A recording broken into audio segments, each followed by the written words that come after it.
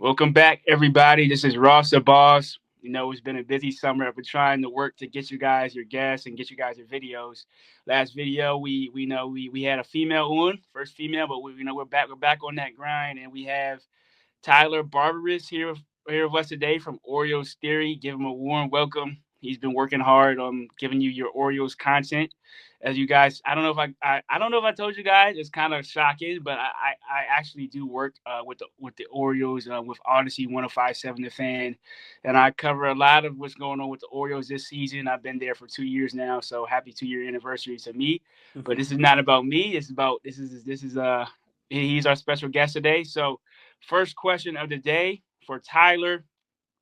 I want to know, where does your Orioles fandom go back? If you look in the past, what were the best days of your as being an Orioles fan, and who were some of those iconic players that you remember the most?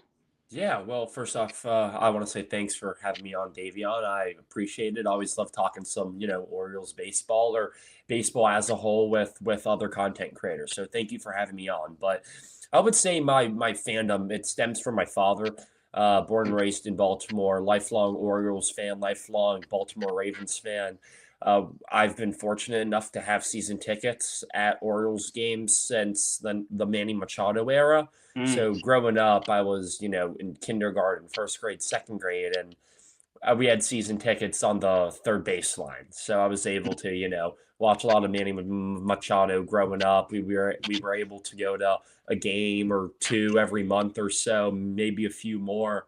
But Manny Machado was by far the player that got me into Yeah, it was. baseball. Yeah, He was tremendous. I still follow him heavily to this day. He's my favorite player of yeah. all Him and him time. him and Bryce. Him and Bryce. Bryce kind of got me. I'm actually a Yeah. Nationals fan, but I don't hate the Orioles. I don't know if they hate us. I don't hate the Orioles. I actually like when the Nationals and Orioles are both doing good. I think that's Yeah. kind of special for the area. But yeah, continue. Yeah, no, 100%. I mean, Bryce Harper is one of those guys too that just has so much pull. Especially, if you're a Nats fan. And obviously the way that went down was Yeah, a little kind of bit rough sour. now, but I Right. didn't know that when I was little. He got me. Exactly. Exactly. Whereas the Manny Machado thing, it was just like, all right, this Orioles team isn't going to compete anytime soon. Let's, maximize what we can get for our all-star. But for me, the Manny Machado, Adam Jones, Chris Davis, Jonathan Scope, J.J. Hardy, Nick Markakis, Nelson Cruz, like Mhm. Mark Trumbo, those were the days for me. And I was in elementary school, I think, when Mm. those guys were doing it. So it's been a long time since I've seen the Orioles win a playoff game. I was at the ALDS or ALCS, excuse me, in 2014 against the Royals, Mm. and then the last playoff game I went to was in 2023 where they also lost. So it's been Mm. quite some time since I've been able to watch a playoff win, but hopefully the O's can get one going this year, and I We'll can tell see. my kids about it one day. We'll see. Yeah, yeah, yeah. So next question. Next question. What I know this is probably going to be, obvious, but what what stadium venue do you think? I mean, just honestly, honest opinion. Do you think it's better, Camden Yards or Nationals Park? You know, I think it's hard to compare the two because they each Yeah. have something unique about it. Uh, I love Nationals Park for the area that it's located in, for how mm, easily accessible it is when the red line on right. the metro is back up and running. It's so easy to get up there. I love the restaurant, shops, bars that they have Mhm. all around it. Yeah, It's like the Navy Yard area is very, very nice. And right. I I think the area that it's in is fantastic. And the things that you can do before and after a game at Nats Park is great. Now, if we're talking stadiums itself, I'd have to go Camden Yards. Utah Street is one of one. Not many teams have warehouses in their stadiums, let alone home run plaques on the ground from when, players hit home runs onto Utah Street, and the history in Camden Yards. It's just so rich. But outside of it, like, there is still a little bit of things to Right. do, but Nats Park, Yeah. I feel like has it beat a little bit. So if I was saying Okay. like atmosphere, environment wise, I'd go Nats Park. But if I was going just vibes and stadium solely and like what you want to see when you're watching a baseball game, it's Camden Yards by I far. would if it's just pure baseball. I think you would go with Camden Yards. Not Thousand all the percent. extra stuff, but yeah, pure baseball. I Right. would think you go with Camden Yards. So, that's pretty solid. Pretty solid. Next question. We're gonna get into Orioles this season, and I want to know from you what is the biggest positive from the Orioles, whether that's a player or a storyline, and the biggest negative of this season. Um, I'll start with the negative. Okay. The negative, I think, is there are so many. You can attribute it towards Gunnar Henderson, and I'm sure we'll talk about him a little bit later. But Gunnar Henderson is the heartbeat of this Orioles team, and he's kind of like the quarterback. If he does poorly, the team is going to do poorly, and that's being Mm-hmm. reflected now.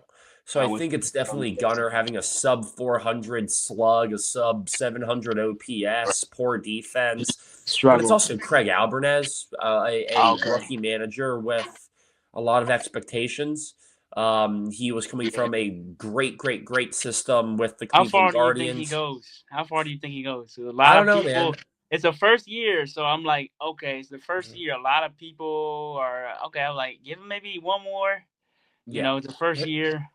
He'll definitely have a little bit of a longer leash because he's so new and he's young and he's got to grow into the position a little bit. But I have not been impressed with him whatsoever. I think he's been over managing the crap out of baseball games. So Mm-hmm. I think it's definitely Gunnar Henderson and Craig Albernes. But the positive for me would have to be the pitching rotation, specifically Brandon Young, a player that was never a top 30 prospect. He was an older guy. I believe he's 27 or 28 years old now. He made his MLB debut last season Mm-hmm. at 26 or 27 years old. Like I I, said, he's been never a good. top Yeah. prospect. And he's been one of the best pitchers, most trusted and reliable pitchers, not just on the Orioles, but in the In American the League. league. Yeah. This is a guy that is giving you 5 innings minimum. And there, I couldn't tell you the last time that he only pitched in 5 innings. Like it's six, Mm-hmm. 7 innings for this guy, maybe even 8. And he has been the heartbeat of this Orioles team. I believe I saw a stat the Orioles are like 14-3 when Brandon Young pitches in baseball games this season. It's Mm-hmm. not a They coincidence. win. Yeah, I Yeah, noticed that because I'm like, when he's on the mound, it seems like okay, they got a good chance. Like you're yeah. looking forward as an Orioles fan to him, like his day. Yeah, 1000%. I was at a point where coming into the season, it was like, okay, you're going to go with a rotation of Rogers and Bradish, Eflin Mm-hmm. and Boz, and then maybe Kramer or maybe Bassett. Who knows? But no one had Brandon Young circled on their bingo card to be one of the Orioles' best starters, if not the best starter. So I think it's just like cinema how it all happened. It's baseball and it's beautiful. And Brendan Young stepping up and having damn near a sub 3 ERA this season and Right. what he should throw 150 to 175 innings. It's been awesome to see. Okay. Okay. I can kind of agree with those. Yeah. Yeah. Brandon Young's been good, especially. He's been And I don't. fantastic. He's arguably the best besides Bradish, I would say. I Right. mean, they're both kind of going tier for top. But Yep. next question, and this is about the Orioles' future, and with Gunnar Henderson struggling, still trying to break out. He's had flashes this season. I've seen some great, some good, some big moments from Colton Cowser. Who, and there's also trade rumors with Rushman Holiday. Who do you think should the Orioles extend and build their franchise around for the next 4 years? I have been saying that Adley Rutschman is the heartbeat of this team for quite a while now. And I think when he plays, they're a much better ball club. With that being said, he can't stay on the field. Mm. And you can't be a heartbeat if you're not playing with your brothers. So if you were to ask me this a few months ago, I would have said Rutschman 110%. But I think now with how valuable catchers are on the market, how much they can net you, especially teams like the Yankees, Phillies, Padres, Rays, Red Sox. All these teams now need controllable catchers, starting Hmm. catchers. They're going to give up a lot to get a guy in Rutschman who has been one of the best defensive catchers in baseball this season and a switch hitter with power.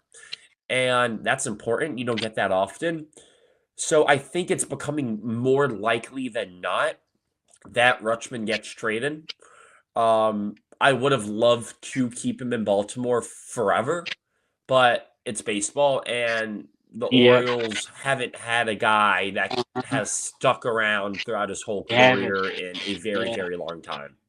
So I think Adley is looking likely to get traded. If it's not by Uh, Monday, I think it's in the yeah, off I season. think he's going because you have Samuel, and even him. Right. You could argue. I mean, I don't know. I don't want to get you give your answer away, but I was saying about Samuel, but go ahead.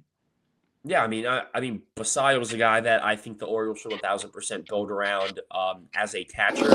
I think Jackson Holiday is another guy that you have to build around, especially with the way that he's been playing recently. He has like a 429 batting average or a He's been 444 playing batting well of late. average over the past 3 weeks. He has been great. And then the starting pitching rotation, you kind of have that set in stone Yeah, with Bradish, they did Boz, sign Brad. Young, Yep. right. And Pete Alonso is obviously going to stay here. Um, I think the only players on offense that their jobs are safe right now, and this is for the next 3+ years. I would exclude Gunnar Henderson because I think Gunnar could get traded soon too if he Really, were to figure it really. out. I think there's a chance that he could get You don't traded. think they're still going to be well? Yeah, he's been. I I just like they're gonna try to extend him after this season because of how poor he's been playing. So maybe they're gonna be like, They "Hey, Gunner, they your have your seen value's lower." they Right. have seen his potential. Yep. Yeah, exactly. And some players they'll have a great year, but they can never reach their potential ever again. So That's true. Gunnar Henderson could be a player like that, but at the same time, I wouldn't be shocked if he signed with the Braves in 3 years and had a 9.5 WAR season for them and hit 40 Oh, home runs. Like that's just the type of player that Gunnar is. But with that being said, Alonso, Basayo, Holiday, Blaze Alexander. I think those four guys will be here for the foreseeable future, for the oh, next 5+ seasons until Alonso's contract 5-year deal runs out. Those guys will be here. I don't know about Kowser. I don't know about Westberg. I don't know about Rutschman or Henderson or Beavers. Like there are so many moving parts and so many things that could happen.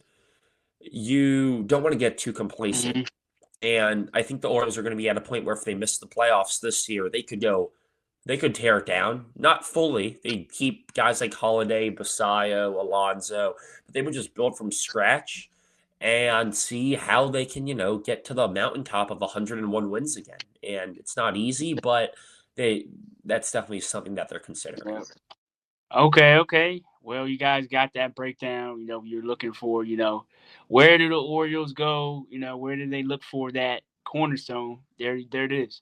So, last question of the day, and this is about the trade deadline. So, I want to get your not a bold prediction, but like your prediction for what the roster looks like after the Yeah, deadline, August 1st.